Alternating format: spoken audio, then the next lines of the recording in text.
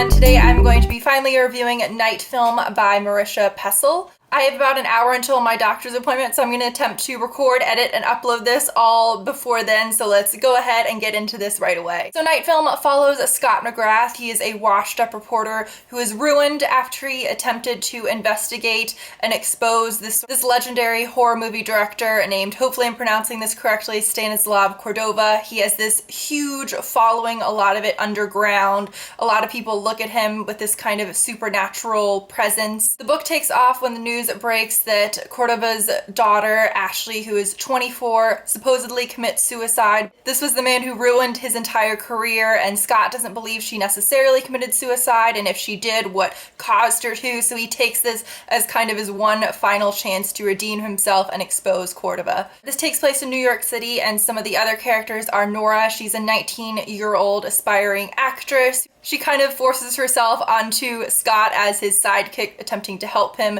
There's another young man named Hopper who's quite mysterious, this beautiful drug addict alcoholic with a very difficult past. I really enjoyed Scott's character. I thought he was a good protagonist, quite flawed in a lot of ways, but a stand-up guy in others. Nora, I have to admit, really irritated me at the beginning of the book. She did grow on me a lot throughout the book, although I do feel like she was kind of a bit of a stereotype. One thing that I want to make very, very clear about this book for people who are thinking about reading this is I sort of feel a bit about Night Film the same way I felt about Miss Peregrine's Home for Peculiar Children, in the fact that I think they're both good, solid books, but in both cases I think there was a lot of misadvertising. Miss Peregrine's was definitely advertised as this horror novel with these very creepy photos, that kind of added element. Night Film was definitely advertised as something that was going to be terrifying, a mindfuck, and I knew going into it had this added element, sort of like Miss Peregrine's, with photos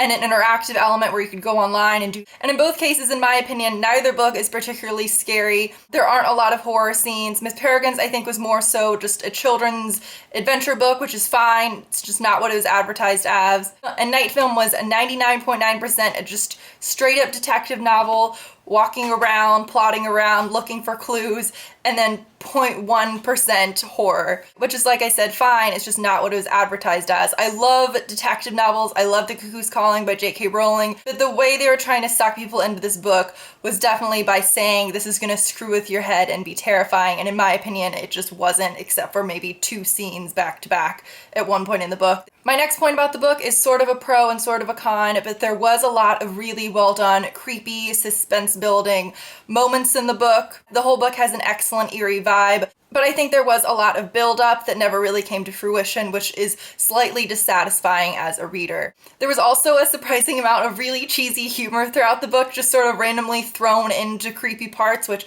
sometimes worked really well. I understand why she did it. It is a very, very dark book, and so having some kind of lighthearted characters and really cheesy one-liners thrown in, I think she did to try and balance it. Sometimes it worked, sometimes it really didn't. There was a quote I really loved in the book that was reiterated multiple times about pushing yourself, but obviously it was worded very nicely in a very dark way, but I can't find it or think of it at this moment. I'll put it at the bottom of the screen, but one of the characters has it tattooed on them by the end of the book, and I think it's an excellent quote, and I think that theme of the novel is done really well. One of my favorite elements of the book was reading about Cordova's not past, but his mystique and what all of his fans thought about him and what his movies were like. A major complaint with the book, though, and I'm interested to see what other people thought about this, please comment about it down below, but without giving any spoilers to people who are watching this who have not read it yet, but I was very, very, very dissatisfied with the ending. Some people would say it really worked for the rest of the book and it made sense for the story. I don't think it did at all. But so in the end, if you want to read a creepy